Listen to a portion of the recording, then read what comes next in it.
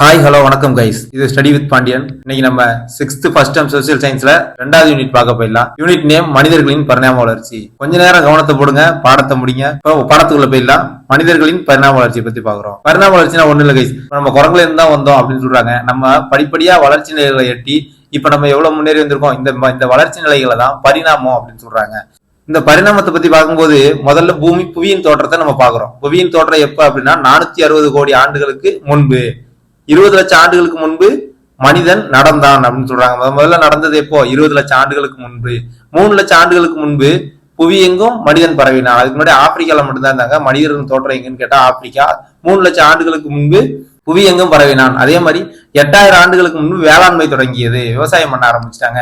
அதுக்கப்புறம் 5000 ஆண்டுகளுக்கு முன்பு நாகரிகத்தின் தோற்றம். நாகரிகம்னா ஒண்ணு இல்ல, மெசபடோமியா, சிந்து சமவெளி, எகிப்து, சீன நாகரிகத்தை சொல்றாங்க. அது 5000 ஆண்டுகளுக்கு முன்பு தொடங்கப்பட்டதுன்னு சொல்றாங்க. இப்போ தற்கால மனிதன். இந்த படிநிலைகளை தான் பரிணாம வளர்ச்சி அப்படின்னு சொல்றாங்க. நம்ம அப்படியே அடுத்து போலாம். மனிதர்களின் பரிணாம வளர்ச்சிய தொல்லியல், மானுடவியல் ரெண்ட வச்சு நம்ம பயில முடியும் அப்படின்னு சொல்றாங்க. தொல்லியல், மானுடவியல் தான் பின்னாடி கொடுத்துருக்காங்க கைஸ், அப்படியே பார்க்கலாம். அடுத்ததான் நம்ம மனித பரிணாம வளர்ச்சி நிலைகளை பார்க்கலாம். குரங்குல இருந்து மனிதன் வந்தா இல்லையா, அந்த படிப்படியான வளர்ச்சி நிலைகளை நம்ம பார்க்கலாம். முதல்ல உருவான மனிதன் யாருன்னு கேட்டீங்கன்னா ஆஸ்ட்ரலோபித்திகஸ். இவன் 4-2 மில்லியன் ஆண்டுகளுக்கு முன்பு உருவானா. இவன் தொடக்க கால மனிதன் அப்படின்னு அழைக்கப்படுறான். கிழக்கு ஆப்பிரிக்காவில தோன்றினான். கிழக்கு ஆப்பிரிக்காவில தான் முதல்ல மனுஷன் தோன்றுறாங்க அப்படின்னு சொல்றாங்க. இவன் மனிதன் மற்றும் குரங்கின் பண்புகளுடன் காணப்பட்டான். குரங்கின் பண்பு இருக்கும், மனிதனின் பண்பு இருக்கும். யார்கிட்ட? ஆஸ்ட்ரலோபித்திகஸ்ட. நடக்க கற்றுக்கொண்டான். அடுத்து ஹோமோ எப்ளிஸ் சொல்றாங்க. இது எப்படி நீங்க ஞாபகம் வச்சுக்கீங்க? ஆஸ்திரேலியால ஹோம் இருந்துச்சுன்னா நின்னாலும் மனித ஷேப்ல இருந்தாலும் குரங்கு தான் அப்படின்னு ஞாபகம் வச்சுக்கோங்க. முதல்ல ஆஸ்திரேலியால ஹோம் இருந்துச்சுன்னா சொன்னா ஆஸ்திரேலியாவுக்கு ஆஸ்ட்ரலோபித்திகஸ். ஹோம் இருந்துச்சுன்னா ஹோமோ ஹெப்பிலிஸ், ஹோமோ எரக்டஸ் ரெண்டு ஞாபகம் வச்சுக்கோங்க. அடுத்து நின்னாலும் அப்படின்னு சொன்னல நியாண்டர்தால். அதுக்கப்புறம் மனித ஷேப்ல இருந்தாலும் சொன்னல ஹோமோசேப்பியன்ஸ், குரங்குதான், குரோமக்னான்ஸ் அப்படின்னு ஞாபகம் வச்சுக்கோங்க. ஆஸ்ட்ரலோபித்திகஸ் பார்த்தாச்சு. இப்போ ஹோமோ ஹெப்பிலிஸ் பார்ப்போம். ஹோமோ எப்ளிஸ் 2.3 இருந்து 1.4 மில்லியன் ஆண்டுகளுக்கு முன் உருவானா. இவன் தான் தொடக்க கால மனிதன் அப்படின்னு சொல்றோம். இவன்கிட்ட என்னென்ன மாற்றங்கள் இருந்துச்சு அப்படின்னு கேட்டீங்கன்னா, இறுகப்பற்றுவதற்கு பெரிய கால் விரல்களை பெற்றிருந்தான். குரங்கு பார்த்திருக்கீங்களா, அந்த கட்ட விரல் மட்டும் தனியா இருக்கும். ஆனா இவன்கிட்ட இறுகப்பற்றுவதற்கு பெரிய கால் கட்ட விரலை பெற்றிருந்தான். அதே மாதிரி குரங்குக்கு தாடை நீச்சியா இருக்கும். ஆனா இங்க இந்த தாடை நீச்சி உள்ள தள்ளி இருந்துச்சு, உள்ள குறைஞ்சிருச்சு அப்படின்னு சொல்றாங்க.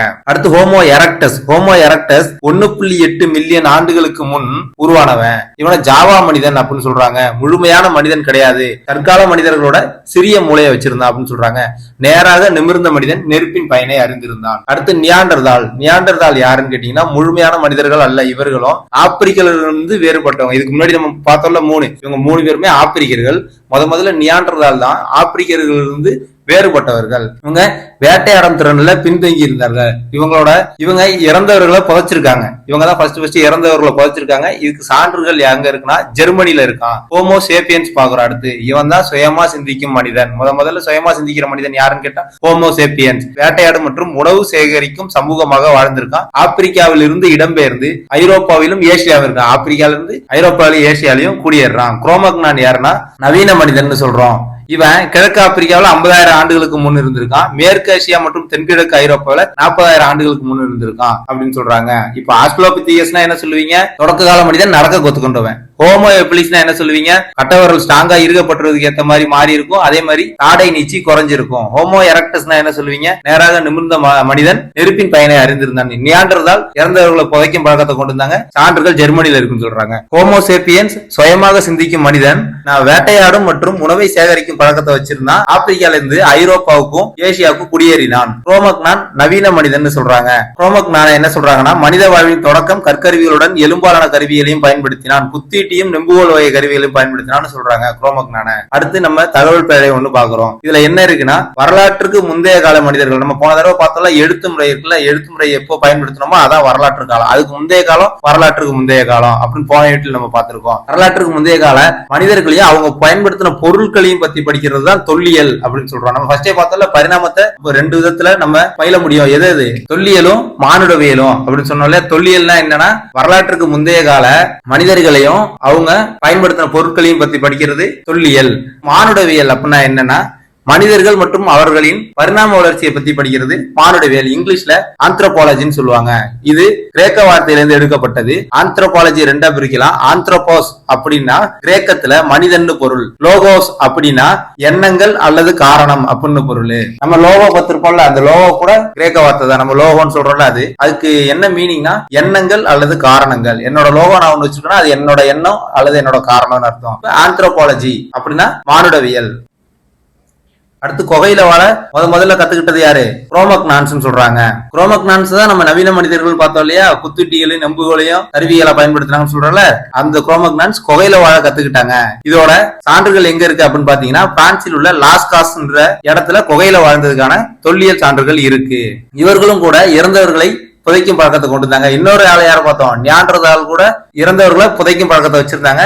அதோட சான்று எங்க இருக்குன்னு கேட்டா ஜெர்மனில. குரோமக்னான்ஸுக்கு பிரான்ஸ்ல உள்ள லாஸ்காஸ்ல. மனித இனம் மாறுதல் அடைந்து, இதை முதல்ல நான் சொன்னல, அதான் கைஸ், மனித இனம் மாறுதல் அடைந்து ஒரு மேம்பட்ட கட்டத்தை நோக்கி வளர்ச்சி அடைவதே பரிணாமமாகும் அப்படின்னு சொல்லியிருக்காங்க. அதே மாதிரி நம்ம அந்த டயக்ராமே பார்த்தோம் இல்லையா, ஹோமோசேப்பியன்ஸ் என்னாச்சு, கிழக்கு ஆப்பிரிக்கால இருந்து ஐரோப்பாலையும் ஏசியாலையும் போனாங்கல்ல, அதுதான் இங்க கொடுத்துருக்காங்க. உலகின் வெவ்வேறு பகுதியில் குடியிருந்தாங்க. நம்ம பார்த்த எல்லாரும் எந்தெந்த நாட்டுல இருந்தாங்க அப்படின்றத இங்க ஒரு பாக்ஸ்ல கொடுத்துருக்காங்க. முதல்ல ஆஸ்ட்ரலோபித்திகஸ் எங்க இருந்தாங்கன்னா கிழக்கு ஆப்பிரிக்கா, அவங்க தான் முதல்ல தோணுனாங்கன்னு சொன்னால கிழக்கு ஆப்பிரிக்கால. ஹோமோ எப்ளிஸ் அடுத்து தென் ஆப்பிரிக்கால இருந்தாங்க. ஹோமோ எரக்டஸ் ஆப்பிரிக்கா மற்றும் ஏசியால இருந்திருக்காங்க. நியாண்டர்தால் யுரேஷியா, யுரேஷியானா ஒண்ணு இல்ல, யூரோப் பிளஸ் ஏசியா, அதான் ஐரோப்பா மற்றும் ஆசியா அப்படின்னு சொல்றாங்க. குரோமக்னான்ஸ் பிரான்ஸ்ல இருந்திருக்காங்க. நம்ம பார்த்தோம்ல, இப்ப பிரான்ஸ்ல லாஸ்காஸ்ல இருக்குன்னு. பீக்கிங் மனிதன்னா சீனா. ஹோமோசேப்பியன்ஸ் ஆப்பிரிக்கா, ஆப்பிரிக்கால இருந்து தானே ஐரோப்பாவுக்கு ஏசியாவுக்கு வந்ததா ஹோமோசேப்பியன்ஸ் படிச்சோம். Homo sapiens Africa. ஹைடல்பர்க் மனிதன் லண்டன்ல இருந்திருக்காங்க அப்படின்னு பாக்குறோம்.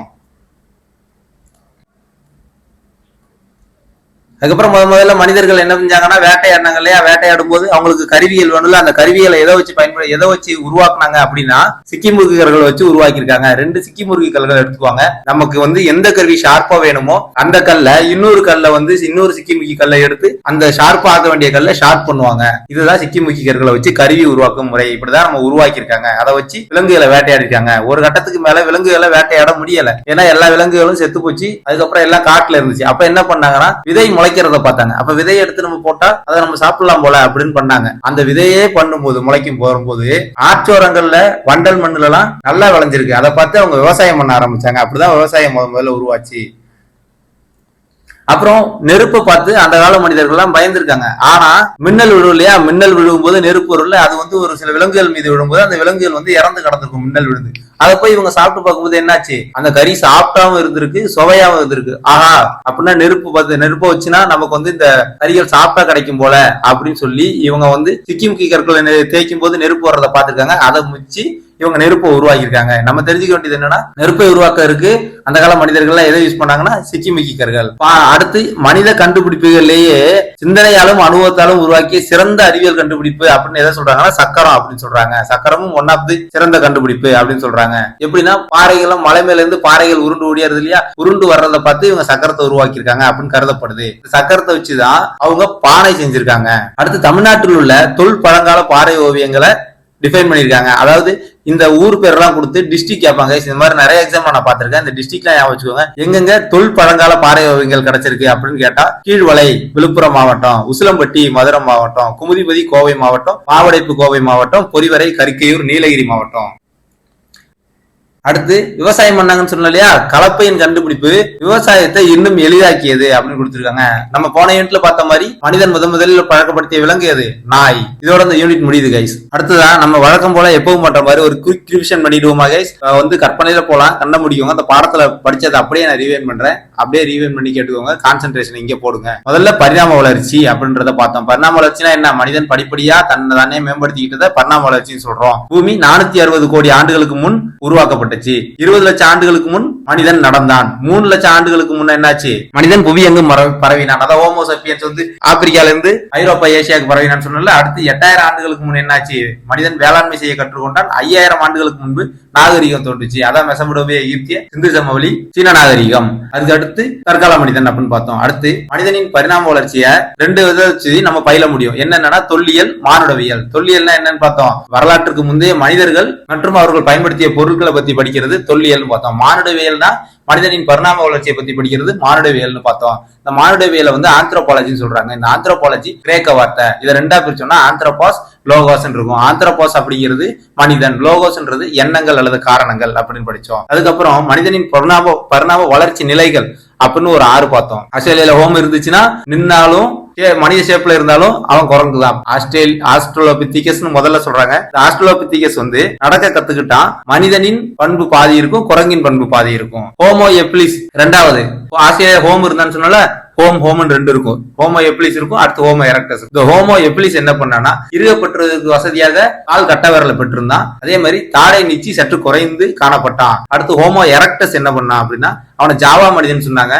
முழுமையான மனிதன் கிடையாது, சிறிய மூளை தான் அவனுக்கு இருக்கும். நேராக நிமிர்ந்த மனிதன் அப்படின்னு சொல்றாங்க. குரங்கு கூணுக்கு ஒரு மாதிரி கூணு மாதிரி இருக்கும் தெரியா. நேராக நிமிர்ந்த மனிதன் யாரு? முதல்ல ஹோமோ எரக்டஸ். அடுத்து நியாண்டர்தால். நின்னாலும் ஆஸ்திரேலியால ஹோமர் தான் நின்னாலும் நியாண்டர்தால் என்ன படிச்சோம்? அவனும் முழுமையான மனிதன் அல்ல, ஆப்பிரிக்கிலிருந்து வேறுபட்டவன். முதல்ல ஆப்பிரிக்கால இருந்து வேறுபட்டவன் யாருன்னு கேட்டா நியாண்டர்தால். இறந்தவர்களை புதைத்தான். அதோட சான்றுகள் எங்க இருந்துச்சு? நியாண்டர்தாலுக்கு ஜெர்மனில இருந்துச்சு. ஹோமோசேப்பியன்ஸ் பாக்குறோம். ஹோமோசேப்பியன்ஸ் சுயமாக சிந்திக்கும் மனிதன். அவன் வேட்டையாடவும் செஞ்சான், உணவு சேகரிக்கும் சமூகமாகவும் வாழ்ந்தான். இடம்பெயர்ந்து ஹோமோசேப்பியன்ஸ் ஆப்பிரிக்கால இருந்து இடம்பெயர்ந்து ஐரோப்பா ஏசியால போய் குடியேறினான். அடுத்து குரோமக்னான்ஸ் பாக்குறோம். குரோமக்னான்ஸ் கிழக்கு ஆப்பிரிக்கால 50,000 ஆண்டுகளுக்கு முன்பு, மேற்கு ஆசியால மற்றும் தென்கிழக்கு ஐரோப்பியால 40,000 ஆண்டுகளுக்கு முன்பு இருந்தான் அப்படின்னு சொல்றாங்க. அதே மாதிரி அவனை தான் நவீன மனிதன் சொல்றாங்க. குத்துவீட்டியும் நெம்பு ஒலியும் பயன்படுத்தி இருந்தான். இவங்க எங்க வாழ்ந்தாங்கன்னு பார்த்தா ஆஸ்ட்ரலோபிதிகஸ் எங்க பார்த்தோம்? கிழக்கு ஆப்பிரிக்கான்னு பார்த்தோம். ஹோமோ எப்ளிஸ் எங்கன்னு பார்த்தோம்? ஹோமோ எப்ளிஸ் தென்னாப்பிரிக்கான்னு பார்த்தோம். ஹோமோ எரக்டஸ் எங்க இருந்தான்? ஆப்பிரிக்கா மற்றும் ஏசியா.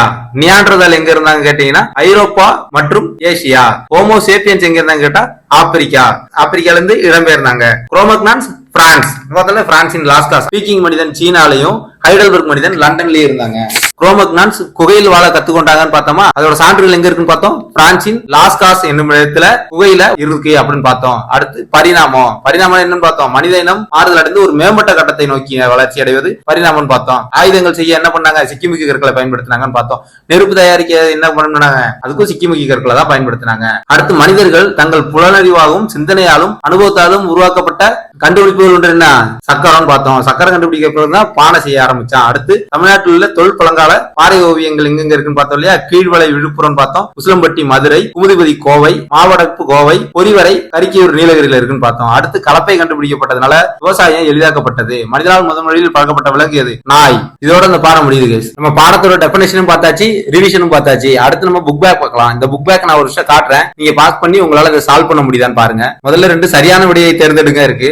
அதுக்கப்புறம் கூற்று காரணமும் இருக்கு. கூற்று காரணம் 1 இருக்கு. சரியான இணையை கண்டுபிடி அப்படின்னு ஒரு கொஸ்டின் இருக்கு. கோடிட்ட இடத்தை நிரப்புக ஒரு 5 இருக்கு. இதெல்லாம் நீங்க பாஸ் பண்ணி சால்வ் பண்ணி பாருங்க. இப்ப நம்ம ஆன்சருக்குள்ள போயிடலாம். பரிணாமத்தின் வழிமுறை எப்படியானது? படிப்படியானது.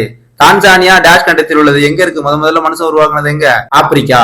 அடுத்து கூற்று காரணம் போயிடலாம். முதல் கொஸ்டின் கூற்று. உலகின் வெவ்வேறு பகுதிகளுக்கு இடம்பெயர்ந்த மனிதர்களில் உடலமைப்பிலும் நிறத்திலும் காலப்போக்கில் மாற்றங்கள் ஏற்பட்டன. காரணம் தட்பவெப்பநிலை மாற்றமே.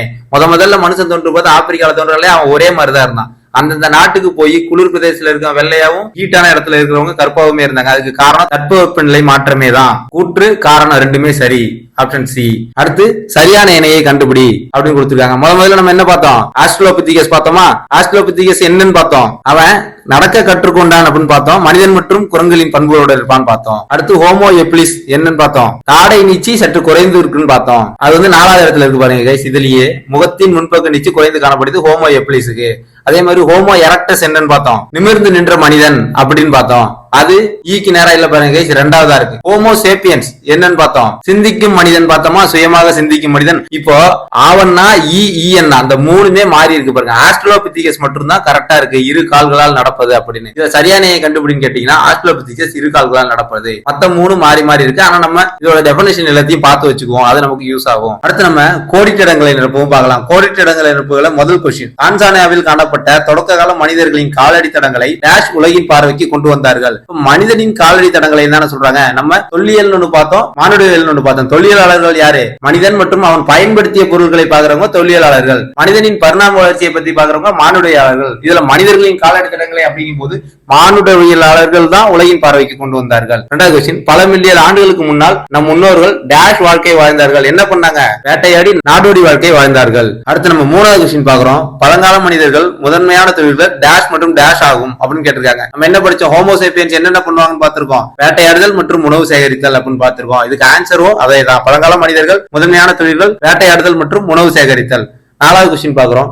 டேஷ் கண்டுபிடிக்கப்பட்ட நிகழ்வு விவசாயத்தை எளிதாக்குது. என்ன?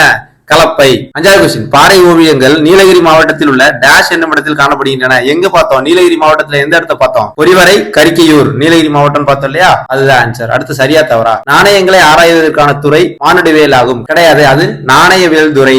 இது தவறு. அடுத்து, ஹோமோ எரக்டஸ் மனிதர்களுக்கு நெருப்பு குறித்த அறிவு இருந்தது. ஆமா, இருந்தது. சரி. மூணாவது கொஸ்டின், மனிதர்களின் முதல் அறிவியல் கண்டுபிடிப்பு சக்கரமாகும். சரிதான். நாலாவது கொஸ்டின், மனிதர்களால் பழக்கப்படுத்தப்பட்ட முதல் விலங்கு ஆடு அப்படின்னு கொடுத்துருக்காங்க. கிடையாது, அது நாய்.